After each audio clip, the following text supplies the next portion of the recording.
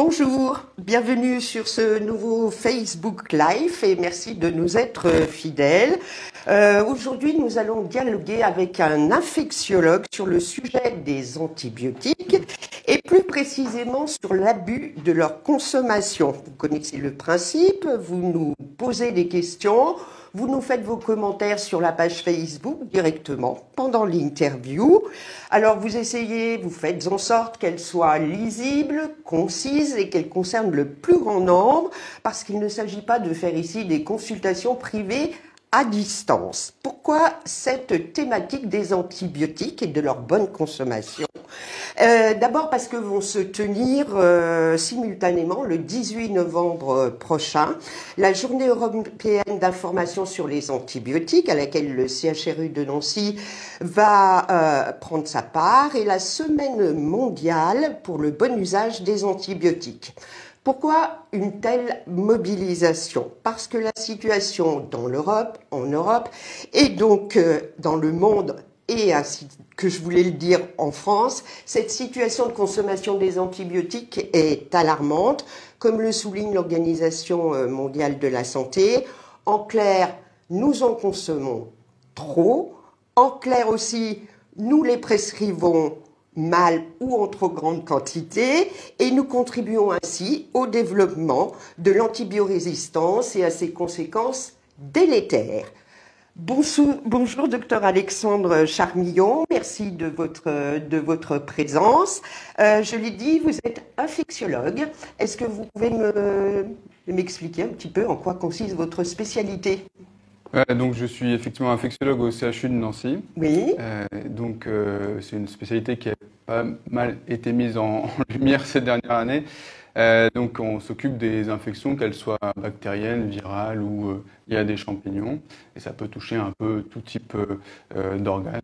Et donc notamment, surtout des infections bactériennes qui nécessitent parfois des antibiotiques. Donc on est très concerné par ce sujet d'antibiorésistance et de bon usage des antibiotiques. Quand j'ai fait votre connaissance et j'ai su que vous alliez participer à ce Facebook Live, je me suis dit, c'est un docteur un peu backstage, un peu de l'ombre au CHRU. Pourquoi? Parce que c'est une spécialité transversale. Vous n'êtes pas cantonné à un endroit précis de l'hôpital, c'est ça? En fait, on a dans le service, il y a des infectiologues qui s'occupent des services d'hospitalisation où on a des patients qui ont une trentaine de lits avec des collègues qui s'occupent de ces patients dans ces lits-là. Et donc moi, je coordonne l'équipe d'infectiologie transversale et donc avec d'autres collègues, on s'occupe de tout ce qui est infection, mais dans les autres services pour les patients qui sont infectés, on nous demande des avis et on s'occupe aussi de surveiller entre guillemets un petit peu que ils reçoivent les bons antibiotiques pour la bonne durée et juste ce qu'il faut. Vous travaillez aussi avec d'autres spécialistes? Oui, on travaille très étroitement, de façon quotidienne avec le service de microbiologie, donc surtout les bactériologues, les pharmaciens aussi pour surveiller les consommations d'antibiotiques. Donc ça, on fait ça au quotidien. D'accord. Vous occupez également, vous m'avez dit, des responsabilités au sein d'un réseau qui concerne notre thématique et qui s'appelle AntibioEst. Alors c'est quoi? Oui.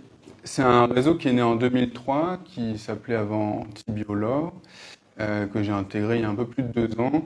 Donc je coordonne avec d'autres ce réseau. Et c'est un réseau pour le bon usage des antibiotiques, et donc qui essaie de former et d'informer le grand public, mais aussi les professionnels de santé, et puis donc que ce soit en ville ou bien dans les établissements de santé. Est-ce que vous êtes aussi une structure vigilante, une structure relais pour donner des informations qui viendraient de plus haut? Nous, on s'occupe de diffuser un peu la bonne parole, si je peux m'exprimer. Mais oui. Ainsi, c'est-à-dire qu'effectivement, quand il y a des nouvelles recommandations de la Société d'infectiologie, par exemple, dernièrement, cette année, 2021, oui. Il y a eu des nouvelles recommandations sur les durées courtes d'antibiothérapie. Donc on sait que maintenant, on peut traiter moins longtemps certaines infections.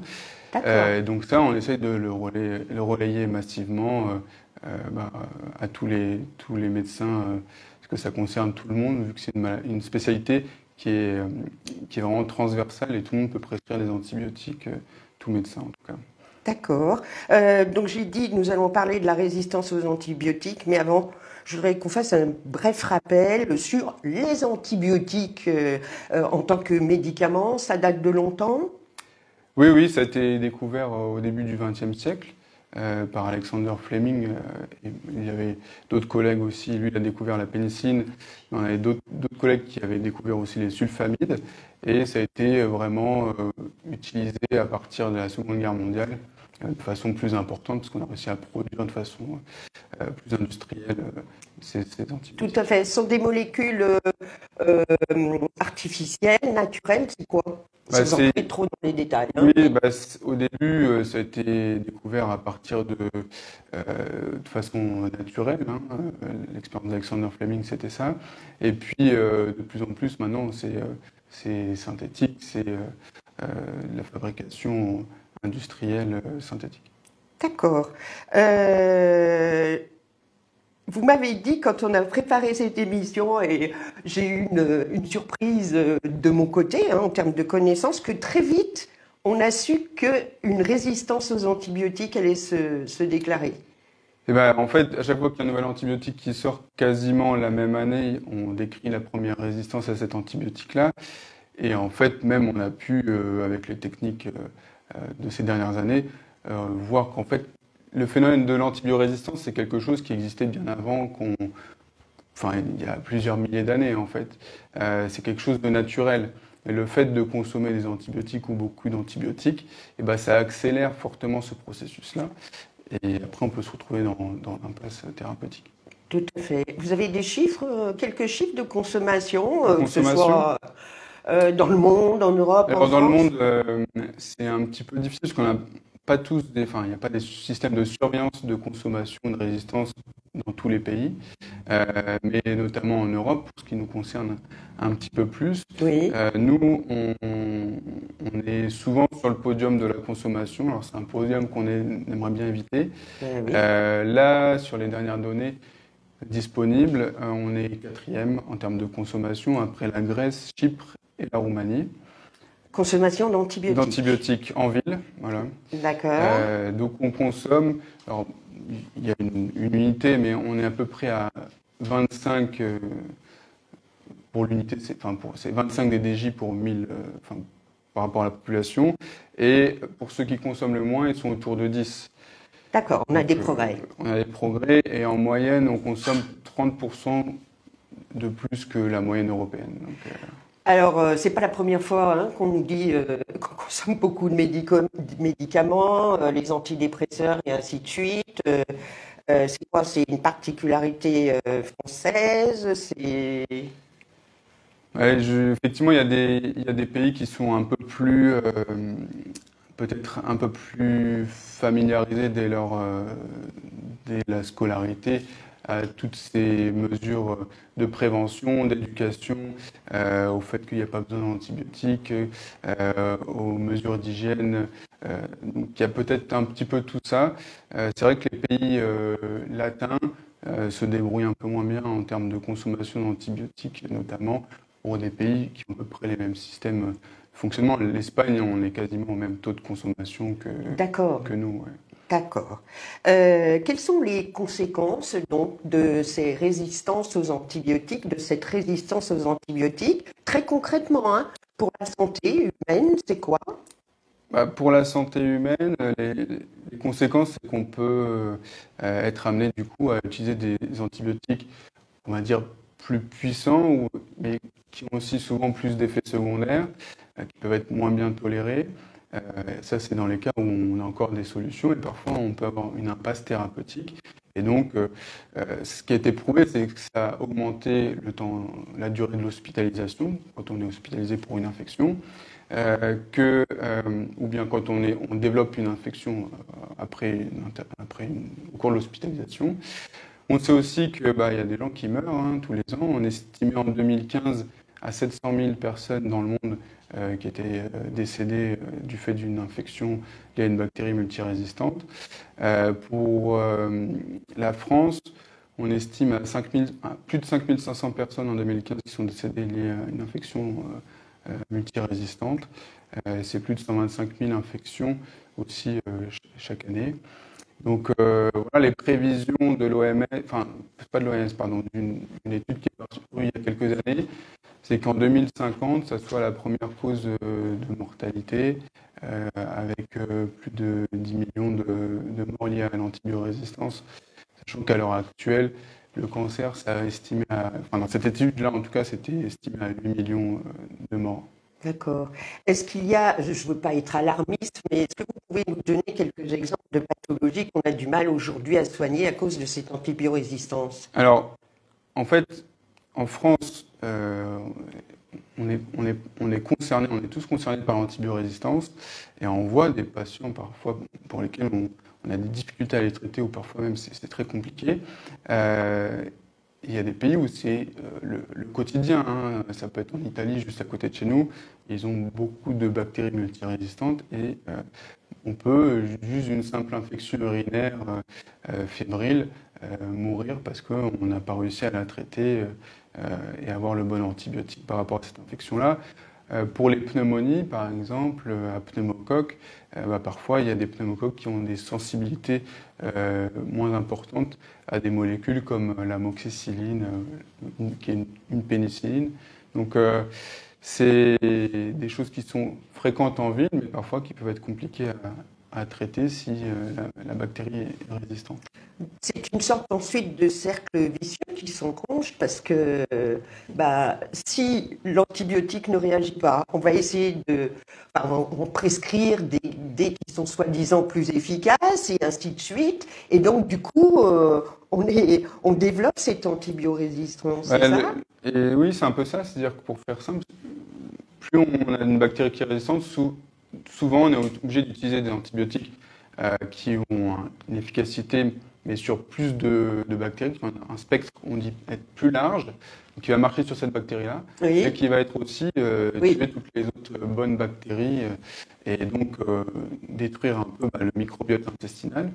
Et le problème, c'est que celles qui ne vont pas être détruites, c'est celles qui sont résistantes à cet antibiotique-là, et qui vont pouvoir se multiplier après.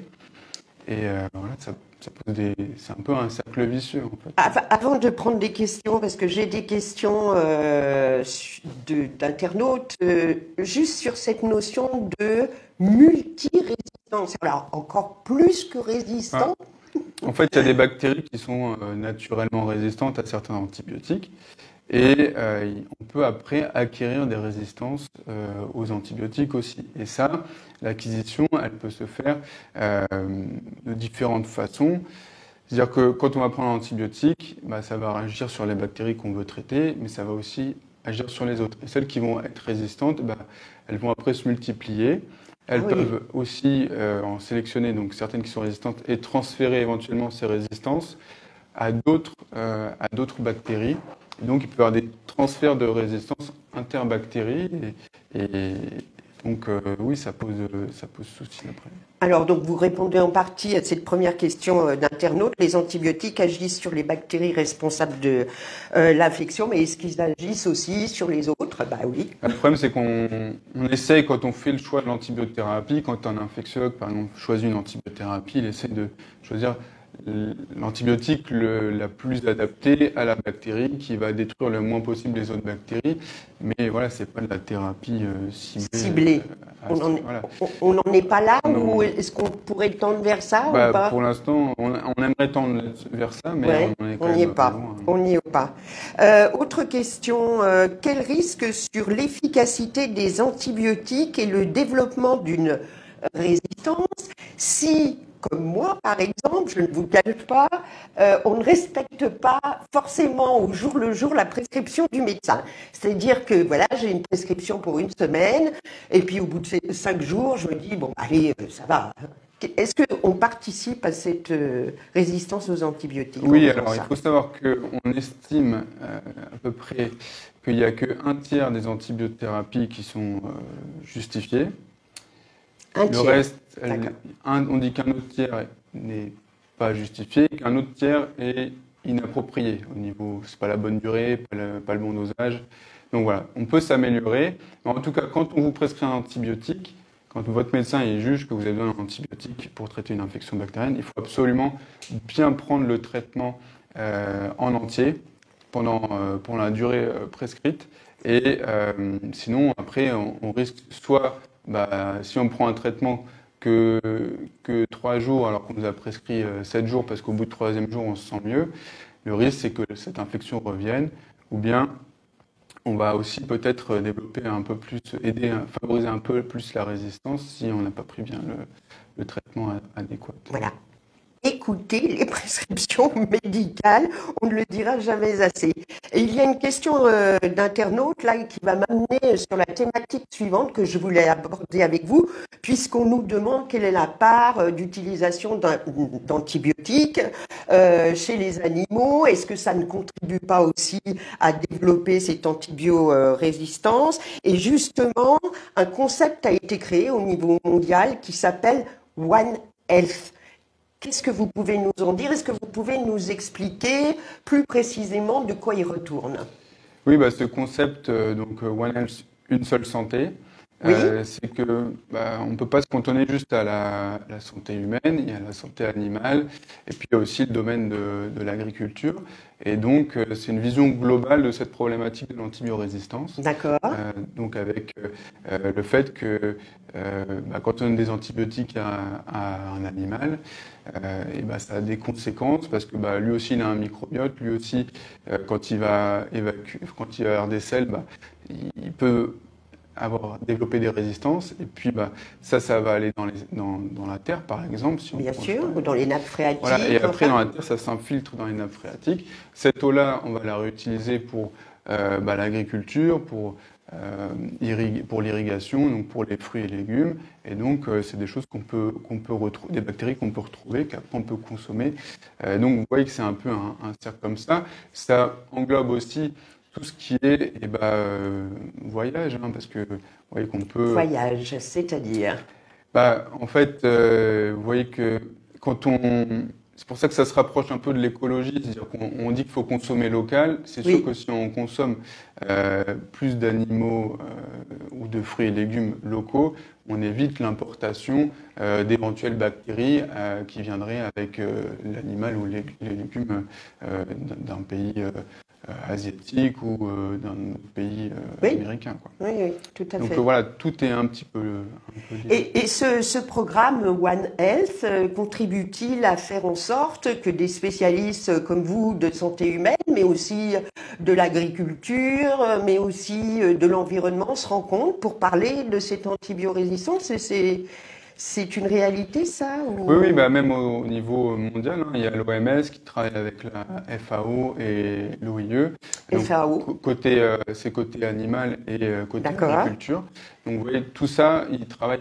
Donc après, ça travaille au niveau mondial et puis après au niveau européen, au niveau national. Au niveau national, il y a depuis plusieurs années une collaboration étroite avec le monde vétérinaire, le monde de l'agriculture, et il y a aussi une chargée de mission à la lutte contre l'antibiorésistance qui essaie qui coordonne un peu tous ces corps de métier pour essayer que tout le monde travaille dans le même sens. D'accord. J'aimerais bien on comprend quand on vous écoute l'ampleur de la tâche. On n'est pas arrivé au bout. En plus, ça doit être très difficile de concilier des milieux comme ça qui ont des intérêts différents, même si la santé humaine est au cœur de ces préoccupations. J'imagine que ça ne doit pas être facile de s'entendre.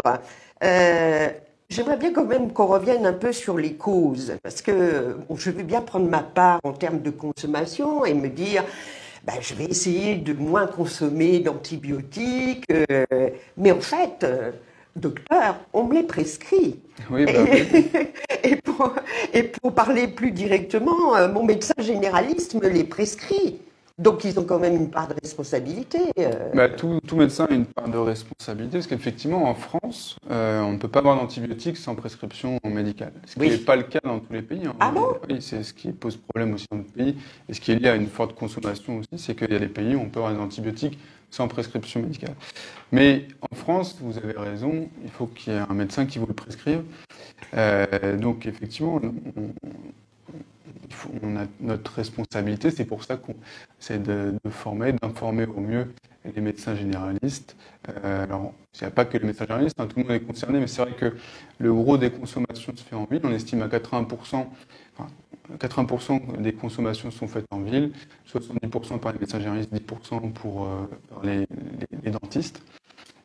Qui sont aussi concernés par cette problématique-là.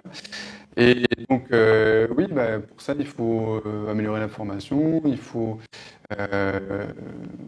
revoir un peu leur mode de prescription, voir qu'est-ce qui les conduit à pousser des antibiotiques, parce que c'est pas que eux, souvent c'est multifactoriel aussi. Parfois, il y a des patients qui disent, bah voilà, je tousse, j'ai le rhume qui est descendu sur les bronches, ça fait 3-4 jours, ça passe pas, il me faut un antibiotique.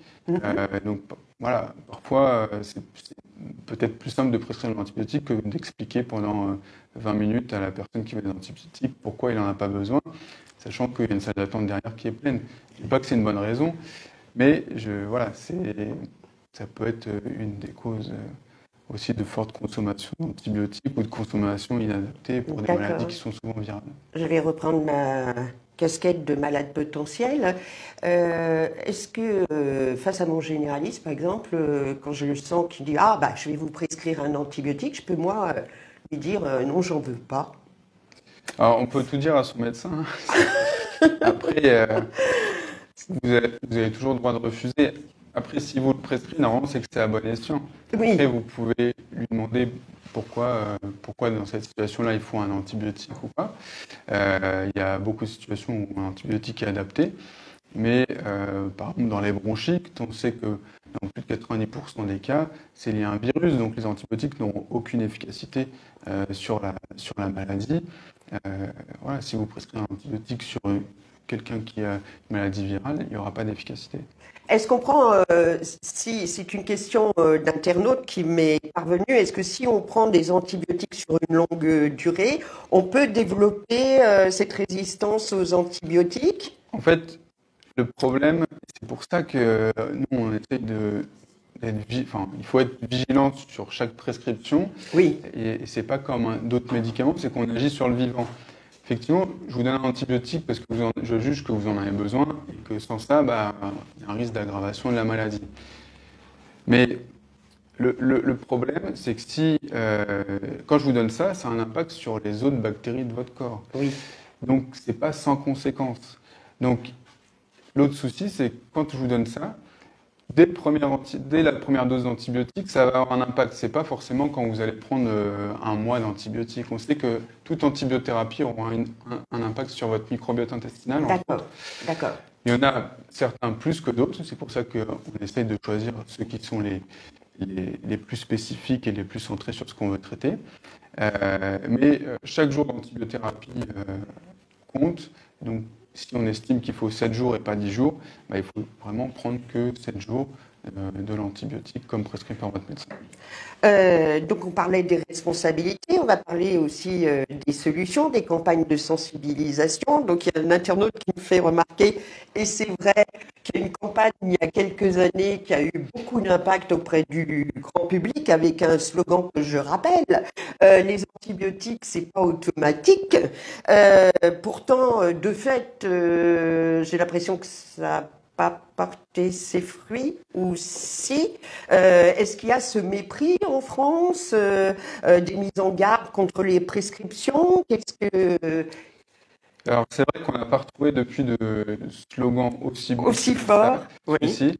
Les internautes à vos recherches. Il date de 2002 ce slogan. Oui, hein. Et c'est le seul qui a eu un impact très significatif sur les consommations d'antibiotiques, donc ça a bien marché. Il y a eu une baisse de 25% des consommations d'antibiotiques dans les suites de cette campagne-là. D'accord. Et la preuve, c'est que même presque 20 ans plus tard, on retient encore ce slogan-là. Mais c'est vrai, il est toujours d'actualité malheureusement. D'accord. Et comment se fait-il Alors, est-ce qu'il y a eu une évolution quand même? Est-ce que vous avez des éléments sur cette consommation d'antibiotiques? Est-ce qu'elle a quand même baissé? Est-ce que les médecins participent aux formations?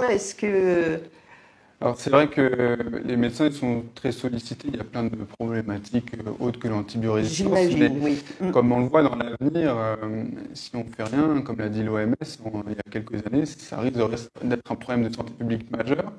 Et donc oui, heureusement, on a quand même des messages assez encourageants, c'est qu'il y a des consommations qui, sur les dernières années, là, diminuent progressivement D'accord, en ville comme à l'hôpital. En ville, dans toutes les classes d'âge, on voit une amorce de diminution de consommation. d'accord. Donc, c'est des efforts à poursuivre. Ça va aussi avec le fait qu'il y a de la recherche et des études qui montrent que certaines infections qu'avant on traitait pendant 2 semaines, on sait que on peut mettre juste 7 jours d'antibiotiques et ça suffit, par exemple. Donc, on arrive à réduire les durées de traitement antibiotiques nécessaires. Donc, ça permet de diminuer ces consommations d'antibiotiques. Alors, on a parlé des différents acteurs, hein, les malades potentiels que nous sommes, les médecins. Quid des laboratoires? Parce que c'est quand même juteux pour eux, les antibiotiques. Les antibiotiques, oui, c'est juteux. Alors, il y a eu, c'est grâce à eux qu'on a pu notamment développer la pénicilline dans les années 40 chez l'industriel, parce que c'était très fragile, c'était très compliqué.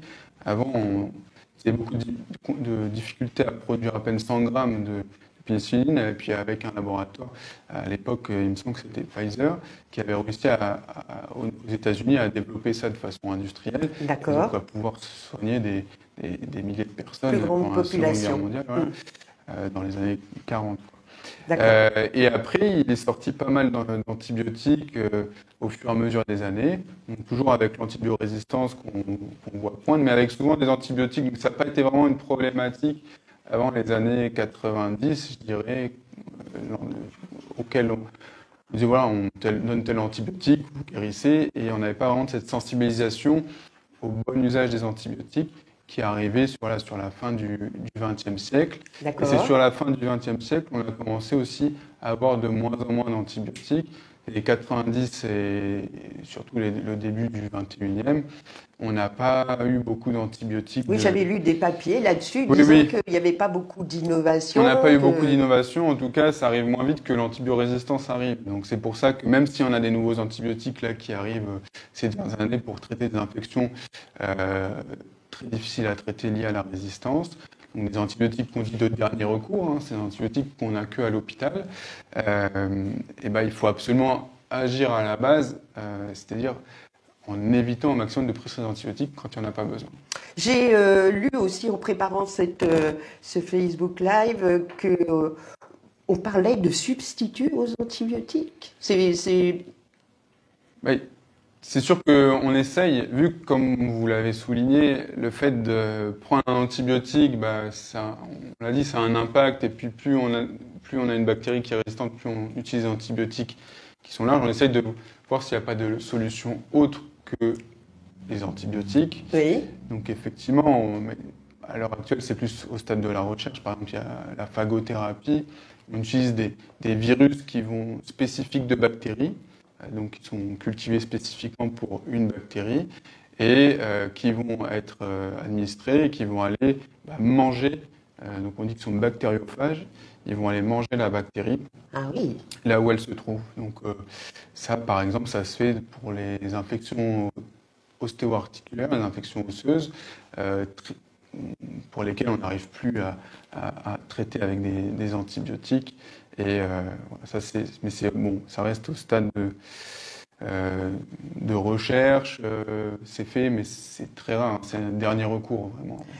Toujours au stade de la recherche, excusez-moi cette question peut-être un petit peu alambiquée, je vais essayer de la faire simple. C'est parce que je vous entends parler de microbiotique et que c'est très tendance aujourd'hui. C'est comment un sujet qui est très dans l'air du temps en matière de santé. Voilà, on investit beaucoup parce qu'on se dit que on peut en attendre beaucoup. Est-ce qu'il y a des recherches pour améliorer la résistance du microbiote?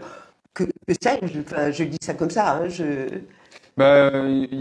le microbiote, il y a beaucoup, beaucoup de recherches et dans toutes les spécialités, pas que dans les maladies infectieuses, parce qu'on se rend compte que son déséquilibre peut être impliqué dans pas mal de pathologies.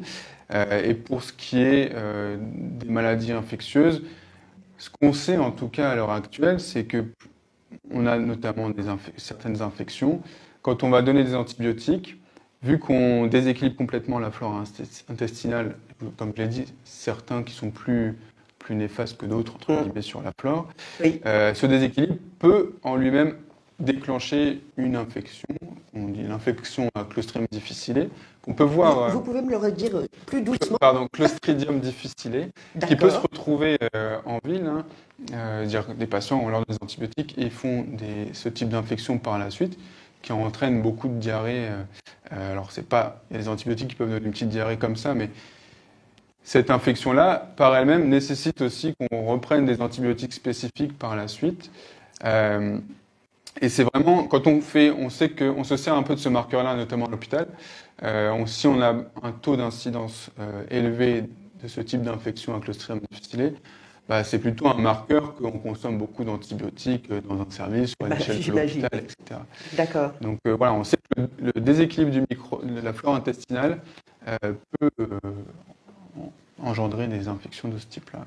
Alors, je vais reprendre quelques questions d'internautes. Quels sont... Alors oui, est-ce qu'on me dit par rapport à la grippe, c'est très d'actualité aussi. Qu'est-ce qui vaut mieux? Se faire prescrire des antibiotiques ou se faire vacciner? Docteur, nous vous écoutons avec beaucoup d'attention. Moi, je rappelle que la grippe, c'est une maladie virale. Hein. Oui. Donc, les antibiotiques ne marchent pas sur les virus, donc pas sur la grippe. Donc, ce qu'il faut faire, c'est se faire vacciner si on est dans les indications du vaccin anti-grippe. Et on dit que voilà, il vaut mieux éviter. On dit qu'une infection évitée, c'est un antibiotique évité, parce que le problème, c'est qu'effectivement, on ne sait pas toujours si c'est une infection virale ou pas. Et parfois, il va y avoir des antibiotiques qui vont, enfin même souvent, hein, quand on voit que les premières causes d'infection en ville, c'est les infections pulmonaires et les infections ORL, qui sont majoritairement des infections virales. Et c'est là-dessus que sont prescrits les antibiotiques le plus souvent. Donc, il faut, si on peut se prémunir par la vaccination d'une infection virale, comme la grippe, il faut se faire vacciner si on est bien sûr dans les indications du vaccin. Justement, ça amène une autre question. On me parle des tests. Est-ce qu'on ne devrait pas faire des tests systématiquement pour savoir si on va être répondant à un antibiotique? Mais est-ce que c'est envisageable? On peut faire certains tests. Alors en ville, c'est plus compliqué. Hein, on ne peut pas tester à chaque fois qu'on pense qu'il y a un besoin d'antibiotiques. Mais on a quand même soit des critères diagnostiques pour dire voilà, il a une pneumonie bactérienne, je lui donne des antibiotiques. Mais il y a des choses simples disponibles en ville pour les angines. Et on sait qu'en ville, malheureusement, c'est pas assez utilisé. C'est ce qu'on appelle les TROD, c'est les tests rapides d'orientation diagnostique. Donc c'est des TROD angines. Voilà. C'est très rapide, si on vient pour une angine et qu'on rentre dans un... Il y a 2-3 questions qui sont imposées par le médecin traitant. D'accord. Il fait après un petit prélèvement en fond de gorge et on voit très rapidement avec un réactif s'il s'agit d'une maladie, enfin d'une angine bactérienne ou virale. Ah oui. Et voilà, si c'est viral, ça ne nécessite pas d'antibiotiques, sachant que 90% des angines sont virales. D'accord. Voilà. Et donc, ça, c'est facile à faire et ça se fait au cabinet directement par le médecin généraliste. Au même titre qu'aussi la bandelette urinaire pour les infections urinaires. C'est un test facile à faire au cabinet pour savoir s'il y a une infection. Et après, on complète ou pas en fonction de l'âge, etc., des facteurs de risque, par une analyse en laboratoire pour savoir quel type de bactéries et pour donner l'antibiotique le plus adapté possible. Ok. J'en profite là, parce que quand on a préparé ce Facebook Live, vous m'avez parlé de pays nordiques où les médecins n'hésitent pas à administrer une ordonnance de non-prescription. Racontez-moi ça, parce que je ne savais pas du tout que ça existait. C'est quoi? Alors, oui, l'ordonnance de non-prescription, elle existe en France, en fait. Ah, aussi? Voilà, elle existe en France. Ce que je disais, c'est que dans les pays nordiques, ils sont plus sensibilisés à ces messages de prévention et que peut-être nous, quand on va voir un médecin, son médecin généraliste, et parce qu'on est malade, on s'attend à ce qu'il nous donne un médicament. Et si on sort de sa consultation sans médicament, juste avec des conseils de prescription, et ben on se dit bah en fait il m'a peut-être On est pas venu pour rien. je suis venu pour rien. Il m'a dit de prendre du paracétamol pour Oui, ma fièvre, pour mes douleurs et d'attendre. Et ça j'aurais pu le faire à la maison. Mais pour autant, il a raison. Une grippe, il faut prendre du paracétamol pour la fièvre et les douleurs, et ça passe tout seul. Une bronchite, c'est pareil. Cette ordonnance de non-prescription, ce qu'elle fait, c'est que dessus, il y a le cachet du médecin, il y a votre nom, prénom, et puis il y a, en fonction de la pathologie pour laquelle vous venez, c'est écrit que ça ne nécessite pas d'antibiotiques, et ça vous explique vos symptômes liés à la bronchite, liés à la rhinopharyngite, combien de temps va durer votre toux, par exemple. d'accord. Souvent, une toux, ça peut durer 2-3 semaines, en fait. Et c'est pas parce qu'elle perdure euh, au-delà d'une semaine que ça nécessite des antibiotiques. En général, ça se calme petit à petit. D'accord. Et c'est l'évolution naturelle de la maladie. En fait. Et donc, c'est cette ordonnance de prescription, c'est ce qu'il y a écrit dessus, pour justement que vous ne revenez pas consulter, sauf si il y a une aggravation, si ça ne va pas, bien entendu. Et pour vous expliquer un peu l'évolution naturelle de la maladie, et que si vous toussez toujours après 3 jours de paracétamol, en fait, c'est pas grave, c'est la maladie, et c'est pas de prendre des antibiotiques qui va améliorer les choses. Mais parfois, c'est ce que pensent les patients, parce qu'ils reviennent voir leur médecin traitant au bout du 3e jour. Donc, ils disent, bah voilà, monsieur le docteur, j'ai besoin, ça passe pas, je tousse toujours, je crache toujours jaune, vert, Oui. etc. Ce qui est tout à fait normal pour une bronchite, même virale.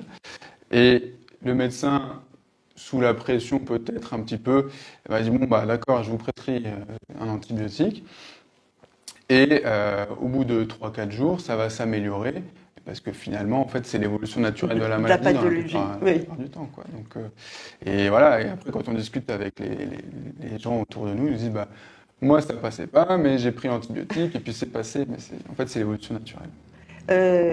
Autre question aussi qui m'interpelle, c'est la prescription d'antibiotiques pour les tout petits.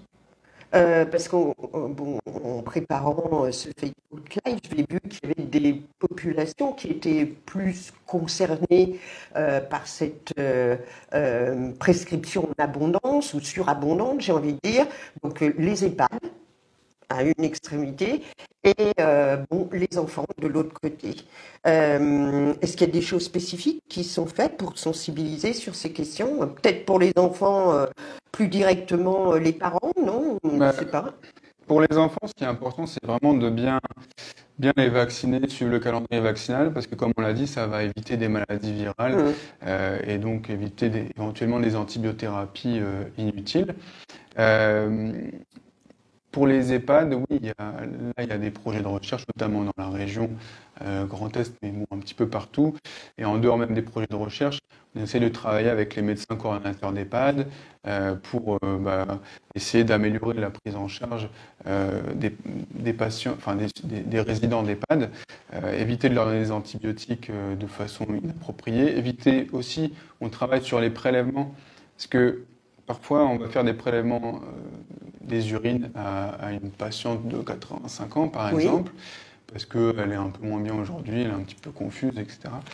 Et on sait que chez les patients très âgés, dans à peu près 1 fois sur 3, on va retrouver une bactérie dans les urines sans que cette bactérie soit responsable d'une infection. C'est ce qu'on appelle une colonisation ou une bactériurie asymptomatique. Donc, on vit très bien avec ça. Et par contre, si on met des antibiotiques là-dessus, ça va déjà rien changer sur les symptômes parce que c'est pas en lien avec la confusion. En plus de ça, ça a de nouveau l'impact sur le microbiote, le risque d'effets secondaires liés à la molécule, le risque d'infection avec diarrhée, etc.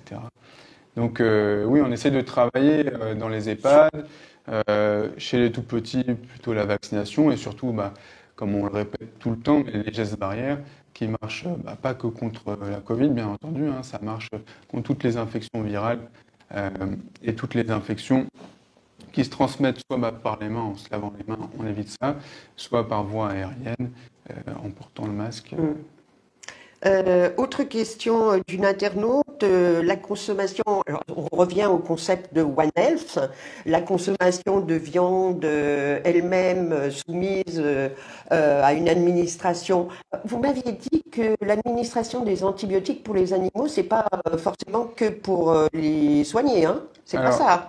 Alors, ça dépend des pays. Heureusement, en France, alors, il y a un plan qui s'appelle le plan éco-antibio, il y en a plusieurs d'ailleurs, qui a permis d'arrêter, en 2006 je crois que ce plan, d'arrêter la prescription d'antibiotiques à des fins de croissance. À des fins de croissance. Voilà. Parce que quand on prend des antibiotiques, on donne des antibiotiques aux animaux pour qu'ils prennent du poids, et pas du tout pour traiter une maladie. Donc ça a été fait en France et en France et puis aussi en Europe, que ça a été interdit. Et ça a permis de diminuer très fortement les consommations d'antibiotiques dans le milieu animal. Donc maintenant c'est sur prescription que en cas d'infection de l'animal. Alors je termine ma question. Est-ce que si je consomme beaucoup de viande qui est pleine d'antibiotiques, je vais moi aussi devenir du coup porteuse d'antibiotiques et développer une antibiorésistance? En France, non, on consomme plus. Maintenant, on voit marqué depuis peu sans antibiotiques. En fait, c'est la loi, donc ça fait quelques années qu'ils n'ont plus le droit d'en donner, sauf sur raison médicale. Oui. Mais c'est transmis. En fait, la question, je vais là. Si on consomme des produits qui sont bien cuits, etc., il y a pas de souci particulier. Ah, d'accord. Le risque lié aux animaux, c'est plus celui, soit si on consomme de la viande crue, soit, ce qui est quand même plus fréquent, le risque qui est lié à la gestion des excrétas et à la dissémination de la résistance via ce phénomène-là. Nous arrivons bientôt au terme de ce Facebook Live, Dr Charmillon. Juste pour revenir sur ce que j'ai dit au début, donc vous menez une action avec d'autres, vous n'êtes pas tout seul, mais ce 18 novembre au musée Aquarium de Nancy, à destination des professionnels. Et c'est quoi qu'est-ce qui va se passer exactement? Donc c'est notre deuxième journée qui s'inscrit donc dans la journée mondiale pour le bon usage des antibiotiques. Oui. Donc on organise ça avec l'aide de l'ARS, en lien avec l'OMEDIT, avec le CEPIAS, qui est un réseau de CEPIAS du Grand Est, qui est un réseau de surveillance des consommations d'antibiotiques. Pour faire simple, et des résistances. Oui. Donc voilà, on a une approche un peu One Health, c'est à destination des pharmaciens, des biologistes, des médecins généralistes, où on aborde un peu tous ces concepts-là et les dernières données de consommation, de résistance, les dernières données notamment, là, on va voir jeudi, dernières données sur les durées de traitement raccourcies. Voilà un peu tout ce qui Très bien. traite du bon usage des antibiotiques. Je voulais rappeler pour terminer un certain nombre de sites sur lesquels on peut trouver des informations sur cette résistance aux antibiotiques et sur les antibiotiques aussi. Alors, il y a le site antibioest.org. Oui. Ça, c'est notre site internet, donc vous pouvez retrouver les différentes formations qu'on fait, celles qui sont passées aussi, où on retrouve les différentes présentations PowerPoint et quelques vidéos YouTube, parce que l'année dernière, on n'avait pas pu faire cette journée du 18 novembre du fait du confinement, donc on avait fait des vidéos qu'on peut retrouver sur la chaîne. D'accord. J'ai trouvé aussi des infos sur santépubliquefrance.fr, d'autres infos également sur l'ANSES, qui est l'Agence nationale de sécurité sanitaire de l'alimentation, de l'environnement et du travail. Alors là, avec une approche One Health, justement, il y a plein d'infos très diversifiées. Et vous me parliez d'un autre site? Oui, s'il y a un site à retenir, je pense. C'est gentil pour les fois où j'ai fait chercher des sites.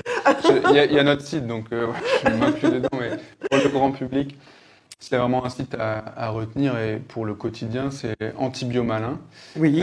Qui est donc un site qu'on participe aussi à mettre à jour, qui reprend chaque pathologie, la bronchite, la grippe, la durée des symptômes, est-ce qu'il y a besoin d'antibiotiques ou pas. Donc c'est vraiment fait pour le grand public, mais aussi pour les médecins généralistes. Donc c'est très bien fait, on essaie de l'actualiser régulièrement.